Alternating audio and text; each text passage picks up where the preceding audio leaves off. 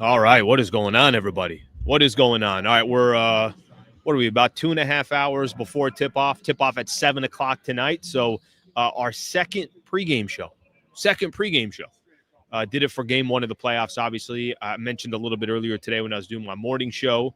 I was going to work my way down to the arena, and then I'd be doing it for game two. So we'll get ready to do that here today. So thank you very much for being a part of the show. Appreciate it. They got this is what they got. It's the giveaways tonight. I'm already upside down. That's not good. That's not good. Here are the giveaways. All right, that's the giveaway. I still got to give away that shirt from the last game. I haven't gave that away either. Thank you for hanging out. Appreciate you guys being a part of the show. We're going to spend about a half hour. It's going to be about a half hour talking Lakers basketball, getting everybody ready. It just got to the arena maybe 15, 20 minutes ago or so and just kind of got set up for it. I got a number of topics that I want to get into. I definitely want to read some of your guys' comments as we go through the show and get your thoughts and your prediction on this game two coming up. Obviously a critical game. I mean, technically not a must win, but kind of a must win. However you want to put that. But here are the few topics that I'm going to get into, getting everybody ready for the game. So whether you're watching this live or you watch it before the game starts, the reason why I'm going at this time, just to give everyone an idea, I want the video to actually live for a little bit. I want to give it a little bit of second so people can watch it. That's number one. And number two, JJ Redick talks at 5:15. Chris Finch talks at 5:30. So I get a chance to hear from both coaches or ask questions. I asked a question for each of the head coaches on Saturday's loss that the Lakers had. So that's part of the reason why I'm doing it right now as well. So thank you again for being here. Please subscribe if you have not. Quick idea of what we're going to do for the show. Topics are to my left, your right, I want to say. Energy and desperation. I think that's going to be a big part of today's game two. I thought Minnesota set the tone, so I want to spend some time talking about that. Lakers defense or lack thereof as far as the defensive side of the ball. So that's going to be a key topic for tonight's game as well. Key player. I'm going to pick one player from each team that I think is really, obviously critical and important. So we're going to spend some time going on that. Coaching. I think both sides, there are going to be some question marks for both sides. I think it's fair to have a couple of question marks. All right. I am trying to turn off the green screen here. Okay, none. There we go. Okay. So a couple things I'm going to mention. Coaching perspective, Chris Finch's side of things, JJ Redick's side. I want to look at a Timberwolves perspective of what this game means to them. Obviously, they're kind of playing with house money here, and then our prediction as we get ready for the game. So thank you very much for tuning in. Let's get the show started. Big time win. I think big time game tonight. I think one of the things for me that was so disappointing in game one, I thought the Lakers weren't ready for the game. I didn't think they came out, with the proper energy. I don't think they came out as if it felt like a playoff game. There were a lot of things that, stood out in game one. But for me, I think the thing that was most annoying coming from game one was just the mere fact that I didn't feel like the Lakers, they didn't match the energy of the Minnesota Timberwolves. How do you play a game in the playoffs and you don't match the energy of your opponent? How do you start playoff basketball? And the Lakers, kind of found themselves in a position where at the end of the first quarter were completely dominated and really had no answer for Minnesota. And I thought it was very telling, JJ Redick talking about the lack of physicality for the Lakers. I thought it was very telling that there was so much time spent, unfortunately, about how the Lakers didn't do their job, didn't match the intensity that the Minnesota Timberwolves were kind of pushing them around. So I think coming into this game, if you don't see a completely different Lakers team, you know what? Maybe we all just kind of miscalculated what we thought the Lakers were going to be. Maybe we all had an interpretation, and maybe we were all kind of fooled into thinking that the Lakers can make a pretty good deep playoff run. I think tonight's game kind of says everything about this series. If you were shocked in game one that the Lakers didn't come through and didn't do the things they were supposed to do, and they didn't match the energy and intensity and all that other stuff that they need to, if we're sitting here in a few hours, in 5 hours, and I'm doing the post-game show, or 6 hours, whatever it's going to be, and I'm doing the post-game show, and they run into a similar problem, then our calculation on the Lakers was just way off. Now, I don't think that's going to happen. I do think that the Lakers, energy-wise, they will have the right energy. They will put themselves in a position where they do understand if you go down 0-2, you're in a deep hole, and you're going to be dealing with a lot of issues. And who knows if the Lakers would even be coming back to crypto? I mean, that could potentially happen if you go down 0-2. All the momentum goes to Minnesota. You feel a certain way. I expect absolute desperation from the Lakers tonight. I expect the team that we got a chance to watch all season long, even before the Luka trade. I expect, a coaching staff led by JJ Redick to be top notch. I got high expectations for this Lakers team. They didn't show it in that first game. I'm not expecting that in game two. I'm really not. I think, the thing that stands out to me the most is going to be the tone that the Lakers set. Kind of what I mentioned. I thought there were certain players like Jared Vanderbilt that was really, really trying to set a certain tone for this game. I thought Vando was found some moments where he's trying to get under the skin of the Minnesota Timberwolves, was trying to wake up the Lakers in some shape, way, or form. And I don't think anybody really followed.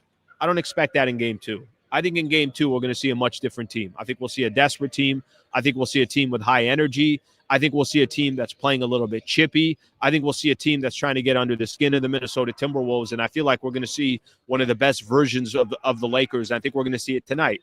Maybe I'm way off, but, I find it very, very hard to believe, watching what we saw all season long with this team, that we don't see a similar type of team. I find that one tough to believe. So that's the first thing that comes to mind for me as we get ready for this game tonight. Put the X's in put X's and O's, put all that to the side. I think we have to see the team that I felt like we saw for most of the season, that locked up the number 3 seed in the Western Conference. So that's one of the things that sticks out to me most. All right, another thing that I want to get into here real quick, and I'll start looking at some of the comments here in a little bit. We'll start reading them. And thank you for supporting the channel. I appreciate you guys. Lakers defense gave 117 points. Lakers gave up 117 points on Saturday night. For me, I think the one thing that I've always thought with this team is they're absolutely at their best, and when they're most dangerous is when they're playing defense. I remember there was a game Lakers went on the road at Denver, gave up 100 points. They won that game by 23. Defense won that game. That first game they played against the Oklahoma City Thunder was so impressive. Those two games that they had, that first game, Lakers, I forget how much Lakers won by, but I know OKC really, really struggled on offense. Take away, I don't really care about the Lakers offense. Lakers offense, I think, is going to come, but I think a lot of that Lakers offense is dictated by their defense. If they're giving up another 117 points tonight, and Jaden McDaniels is shooting 9 of 11 from the field, and Naz Reid is getting those open looks that he was getting, then this team is don't even think about, can the Lakers make a run? I would be paying much more attention to, well, what's the offseason going to look like, and what are the Lakers going to do to start building around Luka? Because if their defense looks anything like it did in game one, that's not Lakers basketball. We know, obviously, that's not a recipe to winning. And listen, maybe this can happen as well. Maybe this is very simple. Maybe there's also a part of this that it's a worse matchup than we thought it was going to be. Or maybe Minnesota. I don't figure Minnesota's going to shoot 50% from the 3-point line anymore.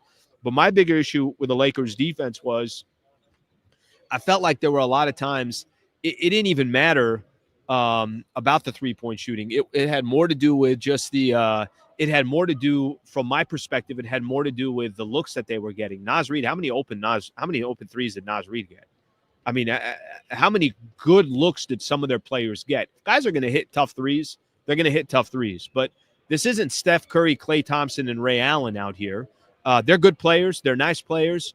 But I'm a firm believer that the Lakers can do so much better than what they did in game one on the defensive side of the ball. So I do expect, at least for these first two topics that I have, I do expect this team to come out with the proper energy, the proper desperation, and I expect them to have a much better defensive performance than they did in game one. All right, let me look at some of the comments here. And by the way, I think this all kind of comes together. The energy, the desperation, the physicality, and the defense, I think those all tie together. I think if the Lakers are doing a couple of those things the right way, then there is this trickle effect where things are also working. So let me take a look at some of the comments here. We'll read a few of these here as we get going. So let's see what we got here. All right, we're already making trades here. All right, not yet. How's the vibe, Slee? Feeling a win? Let me tell you what the vibe is like. There's 14 people in here. That's the vibe right now. The vibe is, I'll tell you who is here. Ant is either done warming up or, Ant was just warming up. So he had basically the whole court. He was warming up doing his thing. So Anthony Edwards was out here. I think, listen, vibe-wise, I expect the vibe tonight to be phenomenal.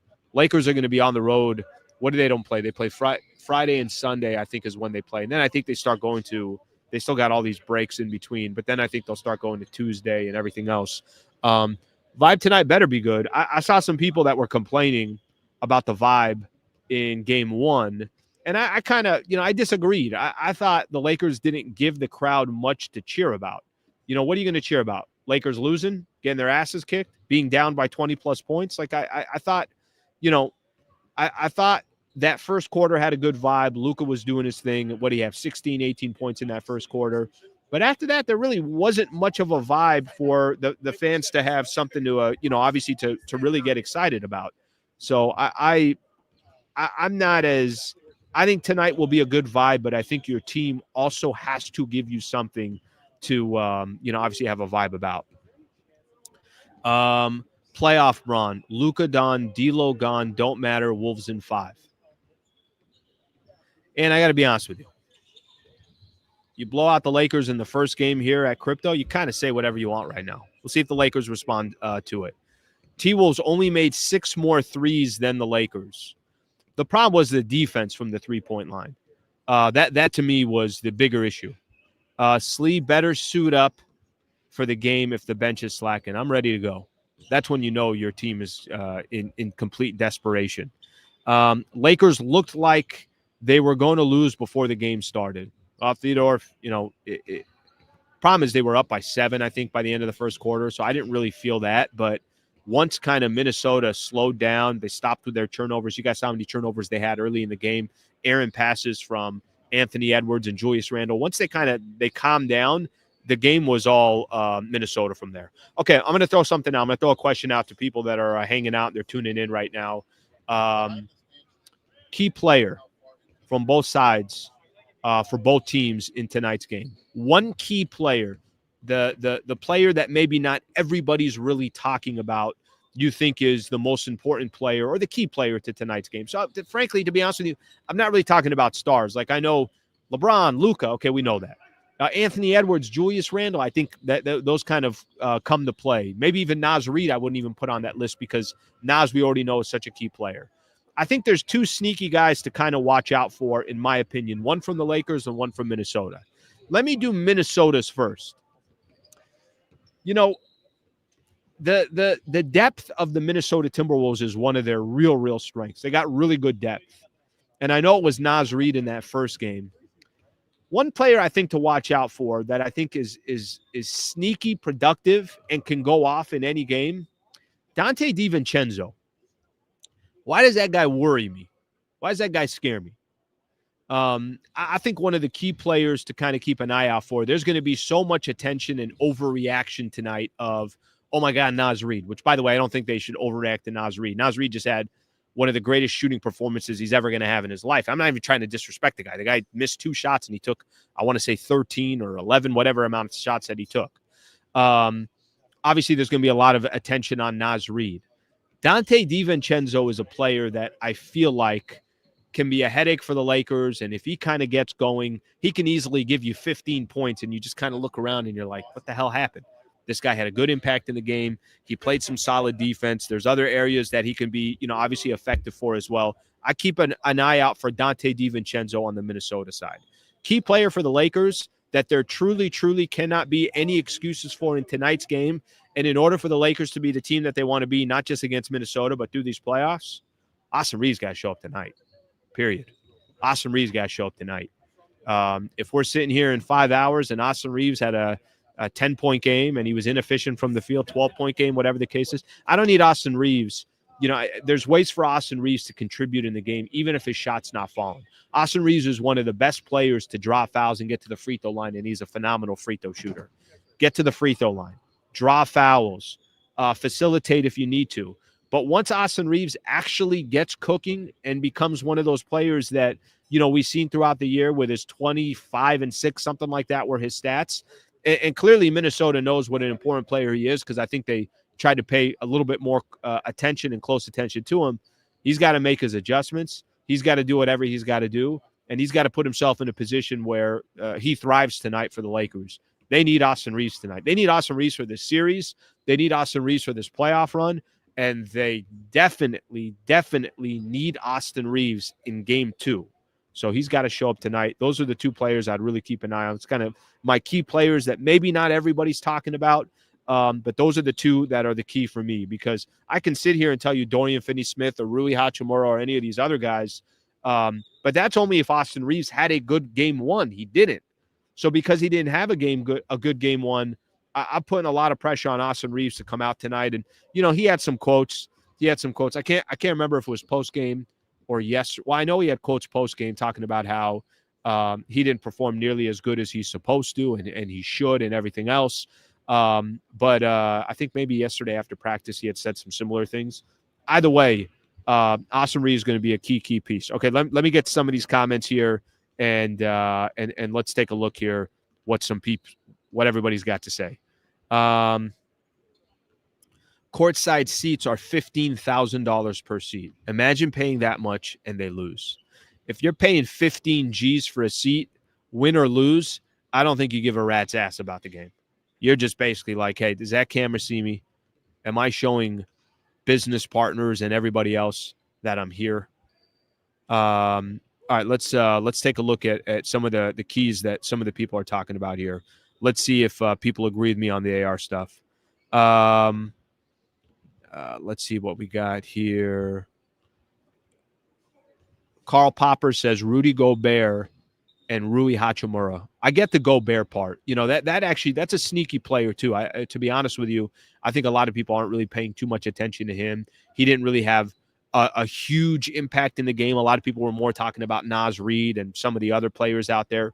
Gobert's a good pick. I think that's an interesting one as well. Listen, if Gobert walks away from this game and he got you 15 and 15, he did his job, and that's, he's very capable of doing that. He's capable of getting a couple lobs, a couple of buckets around the basket, obviously owning the glass. The question is going to be, how much are they going to use him? And I don't have that answer of how often they're going to go to him. Let's get another one in here. Sam Thomas, Vando needs to be subbed in each time the energy drops. I'm going to save this one because I'm going to get into coaching and we're going to talk about what some of the rotations should be. And I'd love to get your guys' thoughts on that. Rui and Naz, good example there. I did mention the Naz one just because I think Naz Reid is already that player. But Rui, listen, I've already got a couple Rui's on here. Vando and Hayes, a couple key players that a couple other people are talking about right there. AR needs to drop 45 tonight. How about 25? Doesn't need 45. 25. Somebody put in the chat this morning, you need Luka to get you 30, you need Bron to get you 25, and you need AR to get you 20. Yep, that's a good amount of offense from those three players. And then you're kind of, obviously talking about all these other guys, it becomes a little different. Sam agrees with me. Dante DiVincenzo, we'll go from there. All right, let's keep moving here. I was complaining yesterday about overpriced donuts. What's going on with donuts? What the hell happened to donuts? It should be 75 cents. What are they charging these days? How are people buying these donuts? No overpriced donuts here, but they'll be overpriced everything else. Okay, let's talk really quick here about the coaching. I want to just coaching perspective from both sides. I want to talk about the Timberwolves. We'll give our prediction, and then we'll let you guys enjoy the rest of the pregame here as we get ready for a tip-off coming up at 7 o'clock. By the way, right after the game, I'll be doing the post-game show tonight. Tomorrow morning, Trevor Lane's going to join the show at Lakers Nation, so we got a lot of coverage to get through here. Okay, real quick on coaching. Chris Finch, I thought was, how much of it was coaching, how much of it was just Minnesota playing well. I thought the biggest adjustment he made was, hey, I'm not sure how much I could use Gobert in this game. Lakers are going too small. I think their best lineup, I was talking about this before the game started. I think their best lineup was this was before game one. I mentioned them going small, I thought would be their best lineup. It's not that Gobert's not an effective player, but I think the bigger question is how effective is Gobert if the Lakers are going small? I thought Chris Finch was brilliant in saying, cool, I'm going to play Naz Reid a ton of minutes. I thought the adjustment that they made of kind of letting the not overreacting to Luka's performance in the first quarter and still saying, okay, as long as Luka Doncic is not getting other guys involved. Luka only had 1 assist, guys. Between Luka and LeBron, they had 4 assists. You can't have that happen. So I thought Chris Finch did a good job in that first game. Obviously, when you win, you look like a genius. But I thought defensively he did the right things. I thought he made the right moves. I thought they kind of shut down Austin Reeves. They made LeBron play some one-on-one ball, and they took their chances with that. They tried to force Luka to just basically be an offensive player, not necessarily a facilitator, even though Luka was making passes, guys were hitting shots. So I thought Chris Finch did his job. Now I think the question is going to be for the Lakers and for JJ Redick, his adjustments in game 2. Because, there's going to be a question here. How much should they be playing Jackson Hayes in this game? Should Jared Vanderbilt be playing more? The problem is with both of those guys, you're obviously losing offense. You're focused more on the defensive side. I'm not completely opposed to that, but this is kind of a JJ Redick. Part of this has a little bit of a JJ Redick moment. JJ Redick in game 2 of the NBA playoffs, Lakers down, 1-0. He had a quote yesterday that it was the best practice they've had in a couple of months. So he clearly feels a certain way about his team. The adjustments that he makes and the adjustments that the team makes and the proper energy that they come out. I mean, if the theme of game 1 was the Lakers weren't physical enough and they didn't like the energy, part of that's also on your coaching. You're going to look at your coaching staff. Well, why aren't these guys ready? How come they're not making it happen the way they're supposed to be making it happen? So I think there's a lot of things that you can obviously layer into this game. But J.J. Redick's going to have a spotlight on him tonight. He should have a spotlight on him tonight. He was a phenomenal coach all year long. The Lakers got outplayed in game 1. The Lakers got outcoached in game 1. You kind of add all those elements up together. There's a lot of pressure on the Lakers tonight, and I think there's also a lot of pressure on J.J. Redick. What's he going to do defensively? What are the Lakers going to do to stop a guy like Naz Reid? How much of the focus is going to be getting some of these guys off the three-point line? So I think all these things kind of come into play as we get ready for tonight's game. From a coaching perspective, you win a game, Chris Finch looks brilliant. You lose a game, J.J. Redick looks like the scapegoat. And, why didn't he have his team ready? And how come he didn't make the proper adjustments? If we lose tonight, the series is over.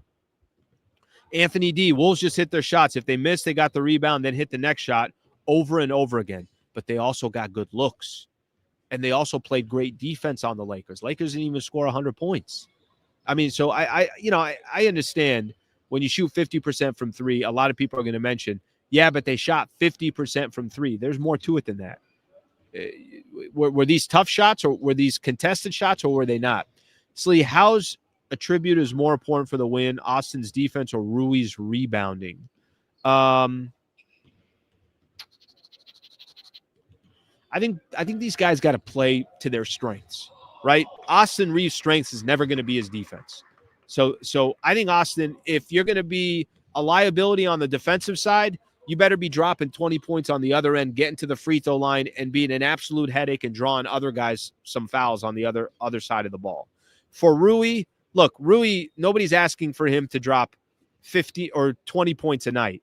Can you get 12, 13 points, hit a few threes? Rebounding the ball, I think, from Rui is critical, especially with how small the Lakers are going. So I would say Rui's rebounding is equally as important as anything else. All right, let me get to a couple more comments here. Nothing. No. So I think, I don't think so as far as Maxi Kleber. So I think that's going to be some time. So I don't think so. Slee, do you get into crypto arena for free? Why are you worried about my finances? I get a media pass. So I get a credential. Can I show it? It's attached to me right now. I don't think I can show it. I get a media credential. So, no, I don't have to pay. I come in as media. Very appreciative that the Lakers allow me to come, obviously to the games and cover the team. Not represented by ESPN anymore. So we're coming here. We're doing work. That's what we're doing. Okay. 2 more things, and then we're going to get out of here, and we'll hit our half-hour pregame show that I started on the fly a couple days ago and said, let's make this happen here. I want to look at things here from a Timberwolves perspective real quick. Okay. Minnesota Timberwolves. Every expert picked against them. Nobody picked the Minnesota Timberwolves to win this series. They walk into game 1, smack the Lakers around. I don't mind being honest about that. Dominate the Lakers in game 1 inside a Crypto.com arena. Steal home court. I was talking about this a little bit this morning. We'll find out a little bit about Minnesota.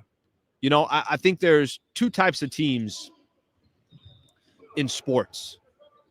The ones that are content and the ones that go for the absolute juggler. They go for the kill.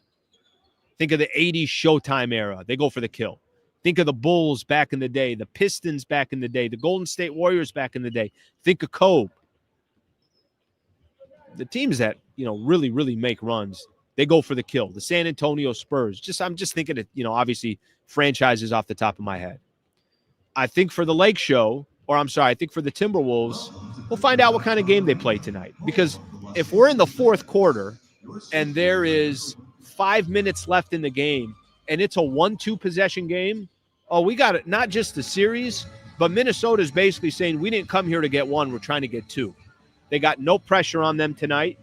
Let's kind of see what kind of perspective Minnesota comes with tonight.